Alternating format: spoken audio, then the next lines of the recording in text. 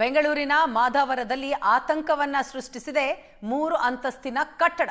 ಯಾವುದೇ ಕ್ಷಣದಲ್ಲೂ ಕಟ್ಟಡ ಕುಸಿದು ಬೀಳುವ ಆತಂಕದಲ್ಲಿ ಅಲ್ಲಿನ ಜನ ಇದ್ದಾರೆ. 2 ವರ್ಷದ ಹಿಂದೆ ನಿರ್ಮಾಣವಾಗಿದ್ದಂತಹ ಕಟ್ಟಡ ಬೀಳುವ ಆತಂಕ ಈಗ. 3 ಅಂತಸ್ತಿನ ಕಟ್ಟಡದ ಅಡಿಪಾಯವೇ ಬಿರುಕು ಬಿಟ್ಟಿದೆ. ಅಡಿಪಾಯ ಕುಸಿದಿರೋದ್ರಿಂದ ಯಾವುದೇ ಕ್ಷಣದಲ್ಲಿ ಬೇಕಾದರೂ ಬೀಳುವ ಭೀತಿ ಇದೆ. ಕೇವಲ 2 ವರ್ಷದ ಹಿಂದೆ ನಿರ್ಮಿಸಲಾದಂತಹ ಕಟ್ಟಡ ಇದು. ಕಳಪೆ ಕಾಮಗಾರಿ ಅನ್ನೋದು ಕ್ಲಿಯರ್ ಆಗಿ ಗೊತ್ತಾಗುತ್ತೆ. ಕಟ್ಟಡ ವಾಲ್ತಾ ಇದ್ದಂತೆ ಮನೆ ಖಾಲಿ ಮಾಡಿದ ಬಾಡಿಗೆದಾರರು. 3 ಅಂತಸ್ತಿನ ಕಟ್ಟಡದಲ್ಲಿ 6 ಮನೆಗಳನ್ನ ಬಾಡಿಗೆ ನೀಡಿದ್ದ ಮಾಲೀಕ. ಸ್ಥಳಕ್ಕೆ ನಗರಸಭೆ ಅಧಿಕಾರಿಗಳು ಹಾಗೂ ಪೊಲೀಸರು ಭೇಟಿ ಕೊಟ್ಟಿದ್ದಾರೆ, ಪರಿಶೀಲನೆಯನ್ನ ಮಾಡಿದ್ದಾರೆ. ಕಳಪೆ ಕಾಮಗಾರಿಯಿಂದ 3 ಅಂತಸ್ತಿನ ಕಟ್ಟಡ ಕುಸಿಯುವ ಆತಂಕ ಈಗ ಎದುರಾಗಿದೆ. ಬಿರುಕಿನಿಂದ ರಾತ್ರೋರಾತ್ರಿ 3 ಅಂತಸ್ತಿನ ಕಟ್ಟಡ ವಾಲಿರುವಂತಹ ಘಟನೆ ತಿಳಿತಾ ಇದ್ದ ಹಾಗೆ ಬಾಡಿಗೆದಾರರು ಮನೆ ಖಾಲಿ ಮಾಡಿದ್ದಾರೆ. ಬೆಂಗಳೂರಿನ ಮಾದಾವರದಲ್ಲಿ ಈ ಘಟನೆ ನಡೆದಿರೋದು. 2 ವರ್ಷದ ಹಿಂದಷ್ಟೇ ಮನೆ ನಿರ್ಮಿಸಲಾಗಿದೆ.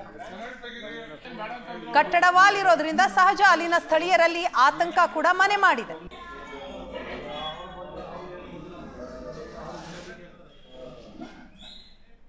ಈ ಬಗ್ಗೆ ಡೀಟೇಲ್ಸ್ ಕೊಡ್ತಾರೆ ನಮ್ಮ ಪ್ರತಿನಿಧಿ ಹರೀಶ್. ಇದೀಗ ಸ್ಥಳದಿಂದಲೇ ನಮ್ಮನ್ನ ಜಾಯ್ನ್ ಆಗಿದ್ದಾರೆ. ಹರೀಶ್, ಏನಿದು? ಕೇವಲ 2 ವರ್ಷದ ಹಿಂದಷ್ಟೇ ಆ ಕಟ್ಟಡವನ್ನ ನಿರ್ಮಿಸಲಾಯಿತು. ಅಷ್ಟೊಂದು ಕಳಪೆ ಕಾಮಗಾರಿ ಆಯ್ತಾ? ಈಗ ನೋಡಿದ್ರೆ ಕಟ್ಟಡ ವಾಲಿದೆ. ಸಹಜ ಅಲ್ಲಿನ ಸ್ಥಳೀಯರಲ್ಲಿ ಆತಂಕ ಮನೆ ಮಾಡಿರೋದು. ಏನಾಗ್ತಾ ಇದೆ? ಏನ್ ಡೀಟೇಲ್ಸ್ ಈಗ ಸಿಗ್ತಾ ಇರುವಂಥದ್ದು? ವೀಣಾ, ಈ ಒಂದು ಮಾದಾವರ ಬೆಂಗಳೂರಿನ ಹೊರವಲಯ ಮಾದಾವರದಲ್ಲಿ ಒಂದು ಘಟನೆ ನಡೆದಿರುವಂತದ್ದು. ನಿನ್ನೆ ಬೆಳಗ್ಗೆ 8 ಗಂಟೆ ಸುಮಾರಿಗೆ ಒಂದು ವಿಚಾರ ಗೊತ್ತಾಗಿದೆ. ಸದ್ಯಕ್ಕೆ ನೋಡ್ತಾ ಇರ್ಬೋದು, ನಾನು ಇದೀಗ ಆ ಒಂದು ಕಟ್ಟಡದ ಮುಂಭಾಗನೇ ಇದ್ದೀನಿ. ನೋಡ್ತಾ ಇರ್ಬೋದು, ಇಡೀ ಕಟ್ಟಡದ ಸುತ್ತಲೂ ಕೂಡ ಬಿರುಕು ಬಿಟ್ಕೊಂಡಿರುವಂತದ್ದು. ಅಂದ್ರೆ ಏಕಾಏಕಿ ಬಿಲ್ಡಿಂಗ್ ಒಳಕ್ಕೆ, ಅಂದ್ರೆ ಭೂಮಿಯ ಒಳಕ್ಕೆ ಕುಸಿಯುವಂತ ಒಂದು ಸ್ಥಿತಿ. ತನ್ನ ಎಡಭಾಗಕ್ಕೆ ಈ ಒಂದು ಬಿಲ್ಡಿಂಗ್ ವಾಲ್ ಇರುವಂತದ್ದು ನೋಡ್ತಾ ಇರ್ಬೋದು. ಯಾವ ರೀತಿಯಾಗಿ ಬಿಲ್ಡಿಂಗ್ ನಲ್ಲಿ ಬಿರುಕು ಬಿಟ್ಕೊಂಡಿದೆ ಅಂತೇಳಿ. ಅಂದ್ರೆ ಇಲ್ಲಿ ಮಾಲೀಕ ಹೇಳೋ ಪ್ರಕಾರ ನಾನು ಎಲ್ಲವನ್ನು ಪಿಲ್ಲರ್ ಹಾಕಿ ಕಟ್ಟಿದ್ದೇನೆ, ಆದ್ರೆ ಭೂಮಿ ಒಳಗಡೆ ಭೂಮಿ ಕುಸಿದಿರೋ ಕಾರಣದಿಂದಾಗಿ ಈ ರೀತಿ ಆಗಿದೆ ಅಂತೇಳಿ ನೋಡ್ತಾ ಇರ್ಬೋದು. ಯಾವ ರೀತಿಯಾಗಿ ಬಿಲ್ಡಿಂಗ್ ಸುತ್ತಲೂ ಕೂಡ ಈ ಒಂದು ರೀತಿಯಲ್ಲಿ ಬಿರುಕು ಬಿಟ್ಕೊಂಡಿರುವಂತದ್ದು. ನಿನ್ನೆ ಬೆಳಗ್ಗೆ 8 ಗಂಟೆ ಸುಮಾರಿಗೆ ಈ ರೀತಿಯಾಗಿ ಇಲ್ಲಿ ಮನೆಯಲ್ಲಿ ವಾಸವಾಗಿದ್ದಂತ ಸುಮಾರು 6 ಮನೆ ಇಲ್ಲಿ ಬಾಡಿಗೆಗೆ ಕೊಟ್ಟಿದ್ರು ಮಾಲೀಕರು. ಇಡೀ ಏಕಾಏಕಿ ಈ ರೀತಿಯಾಗಿ ಕುಸಿದಂತ ಸಂದರ್ಭದಲ್ಲಿ ಅವ್ರಿಗೆಲ್ಲ ತಮ್ಮ ಅರಿವಾಗಿದೆ, ಈ ಬಿಲ್ಡಿಂಗ್ ಈಗ್ಲೋ ಆಗ್ಲೋ ಕುಸಿಯುತ್ತೆ ಅಂತೇಳಿ ಕೂಡಲೇ ಮಾಲೀಕರಿಗೆ ಕರೆ ಮಾಡಿ ಮಾಹಿತಿಯನ್ನ ಕೊಟ್ಟಿದ್ದಾರೆ. ಮಾಲೀಕ ಕೂಡ ಕೂಡಲೇ ಸ್ಪಂದಿಸಿದ್ದಾನೆ. ಅಲ್ಲಿರುವಂತ ಎಲ್ಲ ಬಾಡಿಗೆದಾರರನ್ನ ಕೂಡಲೇ ಖಾಲಿ ಮಾಡಿಸಿ ಇಲ್ಲಿ ಅಂದ್ರೆ ಸುತ್ತಮುತ್ತ ಇರುವಂತ ಒಂದಷ್ಟು ಮನೆಗಳಿಗೆ ಶಿಫ್ಟ್ ಮಾಡುವಂತ ಒಂದು ಕೆಲಸ ಮಾಡಿದ್ದಾನೆ. ಈ ಒಂದು ಅಂದ್ರೆ ಮಾದಾವರ ಹಿಂದೆ ಗ್ರಾಮ ಪಂಚಾಯತಿಗೆ ಸೇರ್ತಾ ಇತ್ತು. ಆ ಒಂದು ಗ್ರಾಮ ಪಂಚಾಯತಿ ಮಾಜಿ ಸದಸ್ಯ ಶ್ರೀನಿವಾಸ್ ಎಂಬುವವರಿಗೆ ಸೇರಿದಂತ ಒಂದು ಕಟ್ಟಡ ಇದು. ಇಲ್ಲಿ ಕೆಲವರು ಹೇಳೋ ಪ್ರಕಾರ, ಪಕ್ಕದ ನಿವಾಸಿಗಳು ಹೇಳೋ ಪ್ರಕಾರ ಇದರ ಪಕ್ಕದಲ್ಲೇ ಒಂದು ರಾಜಕಾಲುವೆ ಇತ್ತು. ಅದೇ ಒಂದು ಕಾರಣದಿಂದಾಗಿ ಈ ರೀತಿಯಾಗಿ ಘಟನೆ ಆಗಿದೆ ಅಂತೇಳಿ, ಅದೇ ಒಂದು ರೀಸನ್ ಈ ಒಂದು ಕುಸ್ತಿರೋದಕ್ಕೆ ಕಾರಣ ಅಂತೇಳಿ ಹೇಳ್ತಾರೆ. ಸದ್ಯಕ್ಕೆ ಇಲ್ಲಿನ ಸ್ಥಳೀಯರು ಕೂಡ ಇದ್ದಾರೆ, ಅವರನ್ನ ಮಾತಾಡಿಸ್ತಾ ಹೋಗ್ತೀನಿ. ಸರ್, ಇದು ಎಷ್ಟೊತ್ತಿಗೆ ಇನ್ಸಿಡೆಂಟ್ ಆಗಿದ್ದು? ಯಾಕೆ ಇದಕ್ಕೊಂದು ಪ್ರಮುಖ ಕಾರಣ ಏನಾದ್ರು ಗೊತ್ತಾ ತಾವು ಪಕ್ಕದಲ್ಲೇ ಇರೋ ಕಾರಣದಿಂದಾಗಿ? ಸರ್ ನಮಸ್ಕಾರ. ನಾವು ಇಲ್ಲಿ ಮೂಲತಃ 48 ವರ್ಷದಿಂದ ನಾವು ಇಲ್ಲೇ ಇದೀವಿ. ಇದು ಶ್ರೀನಿವಾಸ ರೆಡ್ಡಿ ಅಂದ್ಬಿಟ್ಟು ಇವರು ಆಂಧ್ರದಿಂದ ಇರೋದು.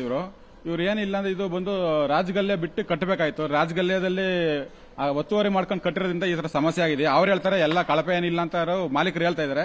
ಮಾಲೀಕರಿಗೆ ಕಳಪೆ ಇಲ್ಲ ಅಂದ್ರೆ ಬರೀ 2 ವರ್ಷಕ್ಕೆ ಯಾವ್ದು ಆಕ್ಚುಲಿ ಬೀಳೋದಿಲ್ಲ, ಕಟ್ಟಡ ಯಾವ್ದು ಈ ತರ ಕುಸಿಯೋದಿಲ್ಲ. ಕಳಪೆ ಮಾರಿದ ತಿರ್ಗ ನನಗೆ ಬೆಳಗ್ಗೆ ಬಂದಿರೋ ಮಾಹಿತಿ ಪ್ರಕಾರ, ಬೆಳಗ್ಗೆ ಇನ್ನೊಂದು ಚಾನಲ್ ಅವರು ಬಂದು ನ್ಯೂಸ್ ಕಲೆಕ್ಟ್ ಮಾಡಿದ್ರು.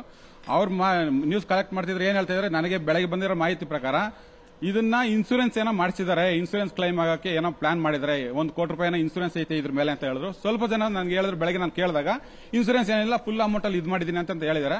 ಅದು ದಯವಿಟ್ಟು ಇದಕ್ಕೆ ತನಿಖಾಧಿಕಾರಿಗಳು ಇದು ಏನು ಇನ್ಸೂರೆನ್ಸ್ ಮಾಡಿದ್ರ ಇಲ್ಲ ಕಳಪೆಯಿಂದ ಮಾಡಿದ್ರ ಉದ್ದೇಶಪೂರ್ವಕ ಒತ್ತುವರಿ ಮಾಡ್ಕೊಂಡಿದ್ದಾರೆ ಅನ್ನೋದ್ರ ಬಗ್ಗೆ ತನಿಖೆ ಮಾಡಬೇಕು. ಯಾಕಂದ್ರೆ ಇವರೆಲ್ಲ ಜಾಸ್ತಿ ಇದೇ ತರ ಮಾದಾವರದಲ್ಲಿ ಕೃಷಿ ಭೂಮಿನೆಲ್ಲ ಲೆವೆಟ್ ಮಾಡಿದ್ದಾರೆ.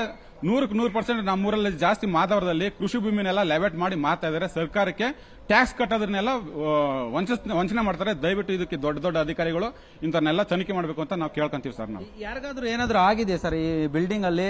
ಹೆಂಗ್ ಗೊತ್ತಾಯ್ತು ಅವ್ರಿಗೆ? ಆ ವಿಚಾರವಾಗಿ ಏನಾದ್ರು ತಮ್ಮ ಮಾಹಿತಿ ಇದೆಯಾ ಅಂತ? ಸರ್, ಇಲ್ಲಿ ಕೆಳಗಡೆ ಒಂದು ದೊಡ್ಡದು ವೆಲ್ಡಿಂಗ್ ಫ್ಯಾಕ್ಟರಿ ಮಾಡ್ಕೊಂಡ್ಬಿಟ್ಟಿದ್ರು. ಅವರು ಮಾಡ್ತಾ ಇದ್ರು. ಅವ್ರು ಗಮನಕ್ಕೆ ಬಂದೈತೆ, ಬೆಳಗ್ಗೆ ಕೆಲಸ ಮಾಡೋ ಟೈಮಲ್ಲಿ ಬಂದೈತೆ. ಅವ್ರು 8 ಗಂಟೆಗೆ ಓನರ್ ಇರಲಿಲ್ಲ, ಆಕ್ಚುಲಿ ಬಂದು ನೆನ್ನೆ ಓನರ್ ಇಲ್ಲ.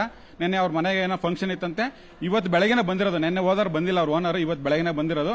ಬೆಳಗ್ಗೆ ಇವರು ಕೆಳಗಡೆ ಕೆಲಸ ಮಾಡೋಂಥವ್ರು ಬಂದು ನೋಡಾದ್ಮೇಲೆ ಅವ್ರೇನ್ ಮಾಡವ್ರೆ, ಹಿಂಗೆ ಸಾರ್ವಜನಿಕರು ಇಲ್ಲೆಲ್ಲ ವಾಕಿಂಗ್ ಹೋಗ್ತಾರೆ, ಅವ್ರ ಗಮನಕ್ಕೆ ಬಂದ್ಮೇಲೆ ವಾಟ್ಸ್ಆಪ್ ಅಲ್ಲಿ ಅವ್ರು ಮೆಸೇಜ್ ಮಾಡಿದ್ಮೇಲೆ ಓನರ್ ಗಮನಕ್ಕೆ ಬಂದಿರೋದು. ಅಂತ ಗಂಟೆ ಯಾರಿಗೂ ಗೊತ್ತಾಗಿಲ್ಲ. ನಮ್ಮ ಹೆಸರು ಮಂಜುನಾಥ್ ಅಂತ ಸರ್. ಮಂಜುನಾಥ್ ಅವ್ರು ಹೇಳ್ತಾ ಇದ್ರು, ಅಂದ್ರೆ ರಾಜಕಾಲುವೆ ಒತ್ತುವರಿ ಮಾಡಿಕೊಂಡು ಕಟ್ಟಿರೋ ಕಾರಣದಿಂದಾಗಿ ಈ ಒಂದು ಘಟನೆ ಆಗಿದೆ ಅಂತೇಳಿ ಸದ್ಯಕ್ಕೆ ಅವರು ಆರೋಪ ಮಾಡ್ತಾ ಇರುವಂತದ್ದು. ಸದ್ಯಕ್ಕೆ ಈಗಾಗ್ಲೇನು ಸ್ಥಳೀಯ ಪೊಲೀಸರು, ಈಗಾಗಲೇ ಸೋಲ್ದೇವನಹಳ್ಳಿ ಪೊಲೀಸರು ಕೂಡ ಇಲ್ಲಿ ಈಗಾಗಲೇ ಭೇಟಿ ಕೊಟ್ಟು ಪರಿಶೀಲನೆ ಮಾಡಿರುವಂತದ್ದು ನೋಡ್ತಾ ಇರಬಹುದು. ಒಂದು ಕಡೆ ಬ್ಯಾರಿಕೇಡ್ ಅನ್ನು ಕೂಡ ಹಾಕಿದ್ದಾರೆ. ಯಾವುದೇ ರೀತಿಯಾದಂತಹ ಅಹಿತಕರ ಘಟನೆ ನಡೀಬಾರದು, ಒಂದ್ ವೇಳೆ ಬಿಲ್ಡಿಂಗ್ ಕುಸಿದ್ರು ಕೂಡ ಯಾರು ಹತ್ರಕ್ಕೆ ಬರಬಾರದು ಅನ್ನುವಂತ ನಿಟ್ಟಿನಲ್ಲಿ ಈಗಾಗಲೇ ಒಂದು ಬ್ಯಾರಿಕೇಡ್ ವ್ಯವಸ್ಥೆಯನ್ನ ಕೂಡ ಮಾಡಿರುವಂತದ್ದು ನೋಡ್ತಾ ಇರಬಹುದು. ಇಲ್ಲಿನ ಈ ಬಿಲ್ಡಿಂಗ್ ನಲ್ಲಿ ಇದ್ದಂತಹ ನಿವಾಸಿಗಳು ಕೂಡ ಈಗಾಗಲೇ ಖಾಲಿ ಮಾಡಿ ಅಕ್ಕಪಕ್ಕದಲ್ಲಿ ಇರುವಂತಹ ಬಿಲ್ಡಿಂಗ್ ಗಳಲ್ಲಿ ಈಗಾಗಲೇ ವಾಸ ಮಾಡ್ತಾ ಇರುವಂತದ್ದು. ಅದಕ್ಕೆ ಸಂಬಂಧಪಟ್ಟಂತೆ ವ್ಯವಸ್ಥೆಯನ್ನು ಕೂಡ ಅಲ್ಲಿನ ಮಾಲೀಕ ಕೂಡಲೇ ಸ್ಪಂದಿಸಿ ಕೂಡ ಮಾಡಿದ್ದಾನೆ. ಆದ್ರೆ ಈ ರಾಜಕಾಲುವೆ ಒತ್ತುವರಿ ಮಾಡಿ ಕಟ್ಟಿರೋದನ್ನ ಕೇವಲ 1.5-2 ವರ್ಷ ಅಷ್ಟೇ ಈ ಕಟ್ಟಡ ನಿರ್ಮಾಣ ಮಾಡಿ 1.5 ವರ್ಷ 2 ವರ್ಷ ಅಷ್ಟೇ ಆಗಿದೆ. ಇಷ್ಟರಲ್ಲೇ ಈ ರೀತಿಯಾಗಿ ಕುಸಿಯೋದಕ್ಕೆ ಕಾರಣ ಏನು, ಕೆಲವೊಂದು ಕಳಪೆ ಕಾಮಗಾರಿ ಜೊತೆಗೆ ಒಂದು ರಾಜಕಾಲುವೆ ಒತ್ತುವರಿ ಮಾಡಿದ್ದಾರೆ ಅಂತೇಳಿ ಇಲ್ಲಿನ ಸ್ಥಳೀಯರು ಆರೋಪ ಮಾಡ್ತಾ ಇರುವಂತದ್ದು. ವೀಣಾ, ಥ್ಯಾಂಕ್ ಯು ಹರೀಶ್ ತಮ್ಮ ಡೀಟೇಲ್ಸ್ಗಾಗಿ.